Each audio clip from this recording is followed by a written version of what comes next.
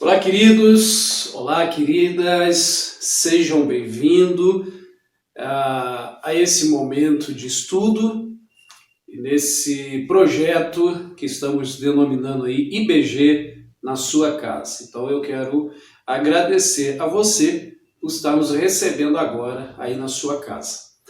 Antes de iniciarmos essa primeira aula ou esse primeiro estudo, eu peço para você se inscrever aí no nosso canal. Dá um cliquezinho também aí no sininho, tá? Para que toda vez que uma novidade chegar ao canal da Igreja Batista da Graça, você seja o primeiro a ficar sabendo, tá ok? Então se inscreve aí se você ainda não fez isso no nosso canal, o canal da IBG, e também clica aí no sininho para que possamos ter essa interação junto com você.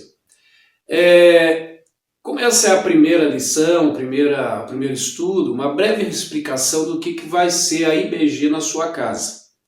São estudos, temas, séries, enfim, que nós vamos estar conversando por alguns minutos nesse canal, nesse projeto.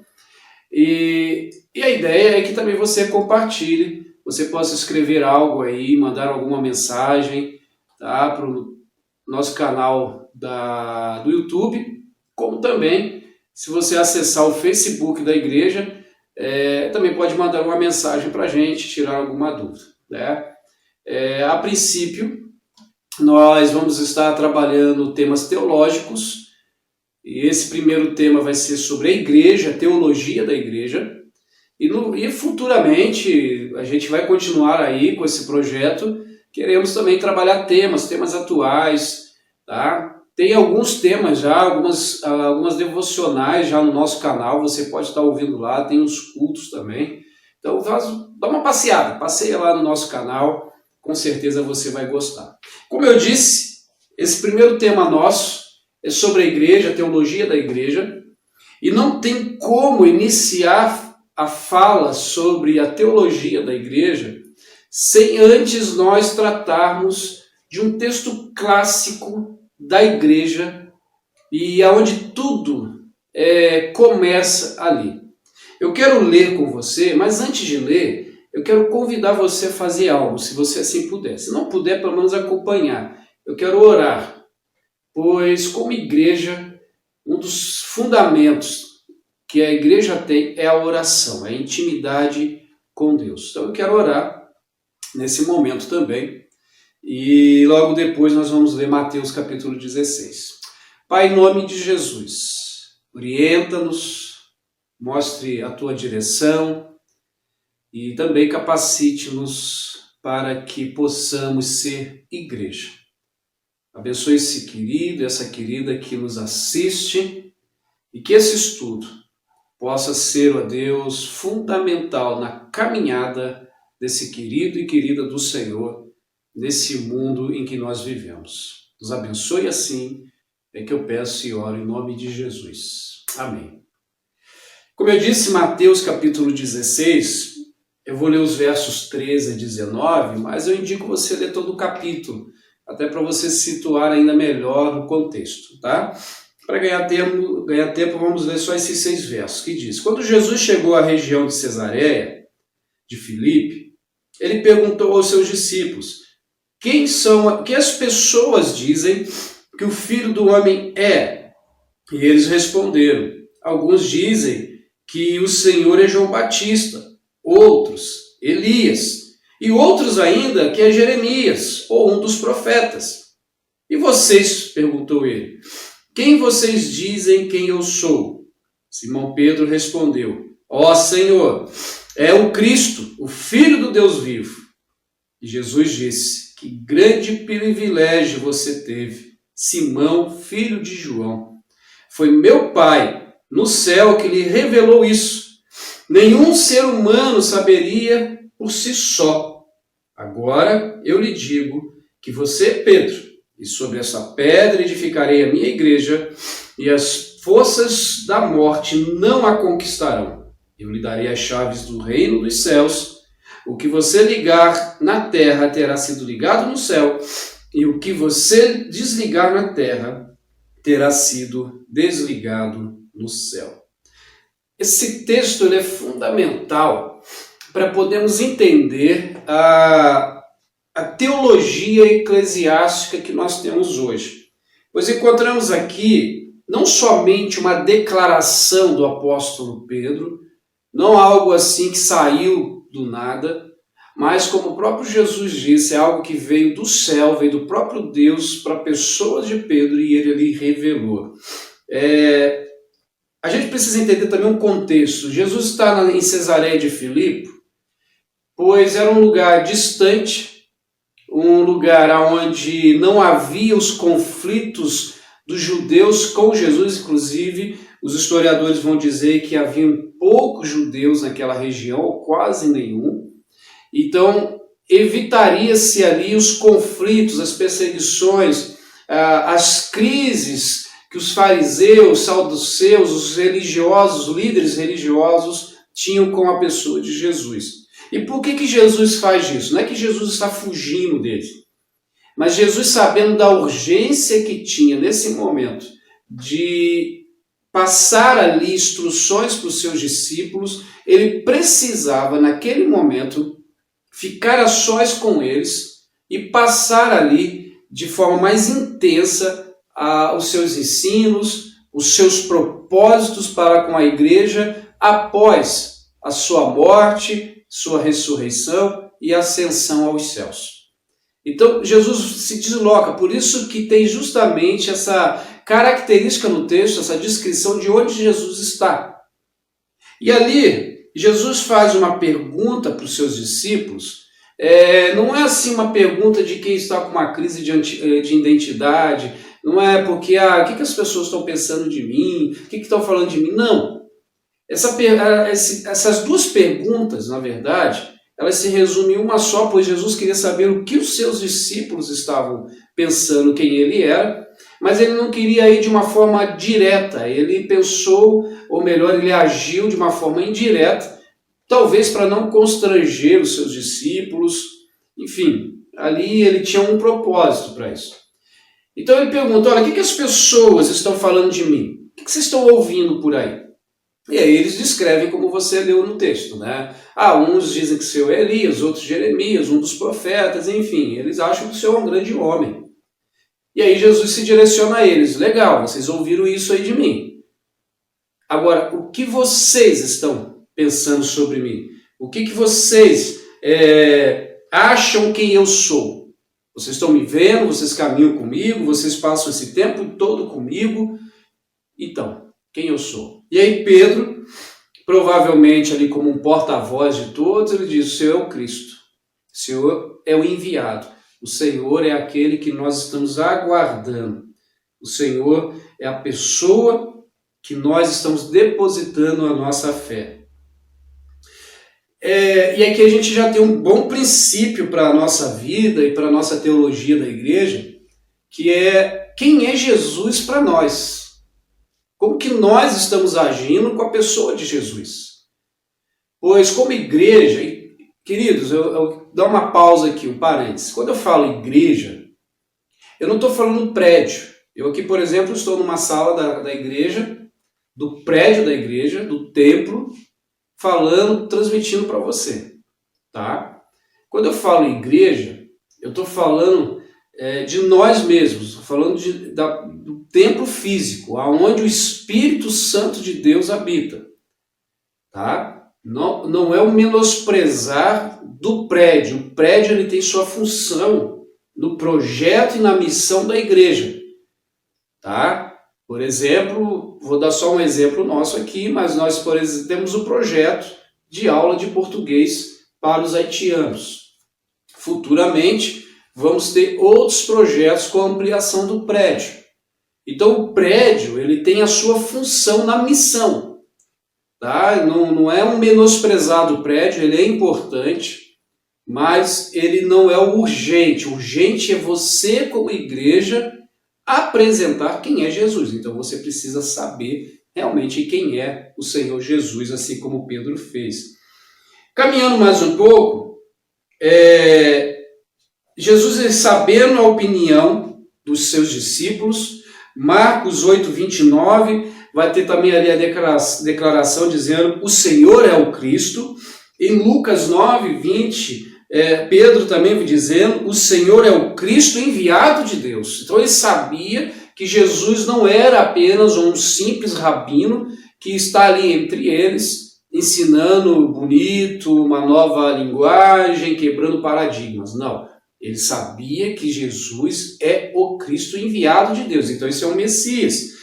Jesus, com essa confirmação, não que ele não soubesse, mas ele vê, ele percebe que os seus discípulos entenderam, ele poderia muito bem dizer: não, eu sou o Cristo, eu sou enviado de Deus. Os discípulos iam dizer: realmente, não, nós percebemos isso. Mas ele queria que no coração dos seus discípulos isso fosse verbalizado.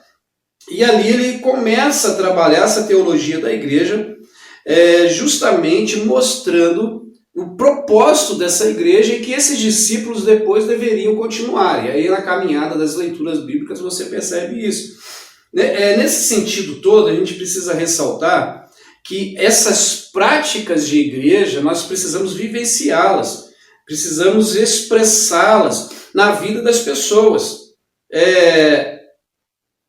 Mateus 16, 17 a 19 diz assim: que grande privilégio você teve, Simão, filho de João. Foi meu Pai do céu que revelou isso. E aí Jesus continua dizendo: olha, a chave da igreja, agora eu te digo, verso 18, você é Pedro, sobre essa pedra edificarei a minha igreja, e as forças da morte não conquistarão. Algumas traduções dizem que as portas do inferno não prevalecerão, traz o mesmo sentido. E eu lhes darei as chaves do reino dos céus. O que você ligar na terra terá sido ligado no céu, e o que você desligar na terra terá sido desligado nos céus. E aqui, não é que Pedro começa a igreja em Pedro, mas Jesus faz um trocadilho de palavras aqui. Tá? Pedro, em grego, é Petros, e rocha é Petra. Então, o nome de Pedro ali em aramaico, que é Cefas, é um nome direcionado à rocha, mas não uma rocha onde é o fundamento. O fundamento é Jesus. O fundamento da igreja é Cristo. Tá? Mas é esse trocadilho. Jesus está dizendo: olha, Pedro, tu és uma pequena pedra, uma fagulha de pedra da rocha aonde a minha igreja será edificada. Ou seja, você é um tijolo, você é alguém, você é parte de toda a essência daquilo que será a minha igreja. Ou seja, ele faz parte.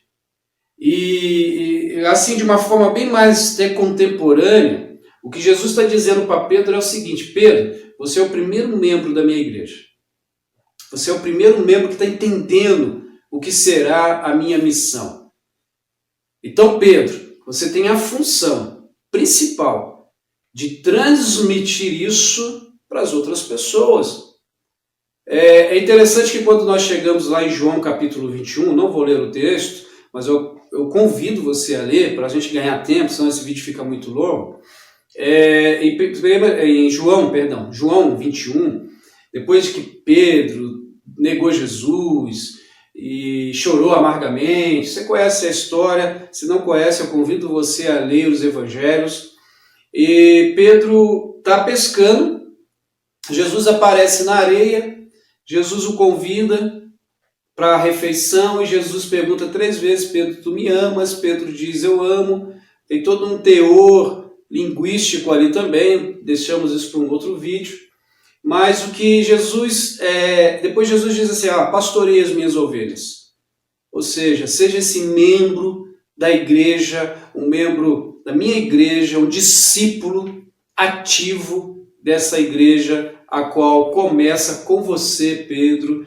E se nós estivéssemos aqui segurando a Bíblia, ali junto com Jesus na areia, a gente ia dizer para Pedro: Pedro, como está lá em Mateus 16, que Jesus disse isso para você. Então, é só um trocadilho, não é que está fundado em Pedro. Olha, Pedro foi o sucessor de Jesus, eu sei lá o que você pode pensar aí. Não, é só um trocadilho. E nesse trocadilho, né, essa fagulha, Jesus está dizendo para Pedro, Pedro, tu é o cara que vai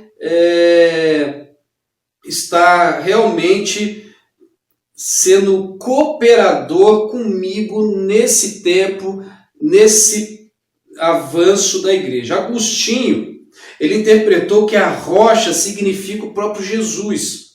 E como se Jesus dissesse para Pedro, você é Pedro, e sobre mim mesmo, que sou a rocha, né, Jesus falando, edificarei a minha igreja, e pela sua fé, pela sua confissão, você será grande dentro da igreja. Isso foi uma tradução, uma interpretação de Agostinho, um dos pais, um dos grandes teólogos que a igreja teve.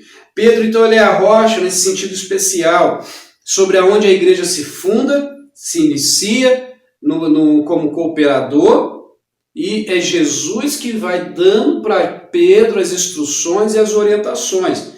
E é interessante a gente destacar que o grande boom de Pedro, né, o grande destaque de Pedro, a gente encontra justamente em Atos 2, quando Pedro prega ali um sermão cristocêntrico, após já a ascensão de Jesus, as pessoas reunidas ali na festa de Pentecostes, Pedro se levanta, prega com grande audácia, grande poder, e aí pessoas se convertem e acontece algo fantástico ali, que são os apelos que não vêm do púlpito, onde Pedro estava, mas veio do povo, porque eles viram na pregação de Pedro a pessoa de Jesus. E aí Jesus começa, ele vai dizer que edificará a sua igreja. E aqui a gente dá um pontapé realmente inicial, né, para essa teologia da igreja, que a palavra igreja, edificarei a minha igreja, como está lá no verso 17, eclesia, né, traduzido igreja, é os chamados para fora, chamados para um lugar externo, tá? Nos tempos gregos, naquele tempo de Jesus, a Grécia se reuniam no lugar chamado ágora, e ali eles faziam suas assembleias, eles tinham os assuntos para conversar, para destacar, e ali eles se reuniam, eram chamados para fora, tomavam as suas decisões, então aquilo ali era uma igreja. E Jesus inicia a sua igreja. Né? Jesus inicia também a sua igreja. A igreja não é uma invenção de Jesus, ela já existia. Né? Muito chamado aí como ágora, ou eclesia também, os chamados para fora, ou seja, as pessoas iam para esse lugar para tratar dos assuntos, das reuniões. Nós fomos chamados para fora para tratar também de um assunto. O assunto, fazer discípulos de todas as nações, fazer discípulos, ensiná-los, batizá-los. Nós também fomos chamados para fora, fomos chamados para fazer esses discípulos. Mateus 28, 18 a 20, inclusive, está ali o principal fator para que nós fomos chamados. E ele vai dizer que as portas do inferno, e aqui eu termino essa fala de hoje, que as portas do inferno jamais iriam prevalecer contra a igreja. Você leu isso aí no texto, no verso 19, e isso significa o seguinte, queridos, nós estamos em constante ataques, nós estamos numa batalha, numa guerra. E quando ele diz que a porta do inferno não vai prevalecer contra a igreja, não é que nós ficamos aqui nesse prédio, cantando, louvando, segurando a Bíblia é meu escudo, isso e tal, e quando o inferno chegar a gente está pronto. Não, é o contrário disso. Nós sairmos em busca daqueles que estão perdidos, sem esperança, e aí, sim, o inferno vai contra-atacar, porque ele não quer perder os seus. E nesse momento, a porta do inferno jamais irá prevalecer, porque a igreja de Jesus está firme, está ali suportando em oração, em leitura da palavra, investindo em vidas. Por isso ele vai dizer que a porta do inferno não irá prevalecer. E não prevalece não é por causa do conhecimento ali no caso de Pedro, da audácia, ó, Pedro, né? Pedrão chegou lá e falou, tu és o Cristo. Não. Não é o seu conhecimento, os seus diplomas que fazem o inferno não prevalecer, mas é a sua intimidade com Jesus. Então, a teologia da igreja, ela começa justamente nesse chamado para fora, nesse momento em que nós nos destacamos em ir lá para falar de Jesus e aí viver essa cooperação que Jesus nos convida. Então esse texto de Mateus 16, de 13 a 19, ele é fundamental para que nós, como igreja, possamos entender o propósito do nosso chamado. Então nós precisamos entender, né, para nós caminharmos agora para o final, que precisamos saber quem é Jesus. Tá? A gente pode até saber quem que as pessoas falam de Jesus, mas nós precisamos saber quem é Jesus. Nós precisamos ser cooperadores, sermos os membros de sua igreja, os discípulos dele, e discípulo é aquele que imita o seu mestre, aquilo que faz o que o mestre está fazendo, e nós precisamos ter essa intimidade com o Senhor, para que nessa intimidade as pessoas possam perceber Jesus em nossa volta. Queridos, eu li uma vez um livro, eu quero até mostrar para você, fica aí a indicação, já não é um livro novo. Eu tenho esse livro aqui, por exemplo, desde 2003, mas é Liderança Corajosa, de Bill Hybels. É esse livro aqui, eu te indico a você a leitura, um livro muito bom. E ele fala algo aqui fundamental sobre ser igreja. Ele tem uma frase aqui nesse livro que eu guardei desde o dia que eu li. A igreja é a esperança do mundo. E assim eu termino essa aula de hoje dizendo, você é a igreja, você é a esperança desse mundo. Por quê? Porque você carrega no seu coração, carrega dentro de si a esperança que é Jesus Cristo. Que Deus te abençoe, até uma próxima aula, até uma próxima IBG na sua casa. Tenha aí um ótimo momento com o Senhor, reveja, ouça novamente esse vídeo e dá um inscrever aí e um clique no sininho da nossa página. Deus te abençoe. Até uma próxima em nome de Jesus.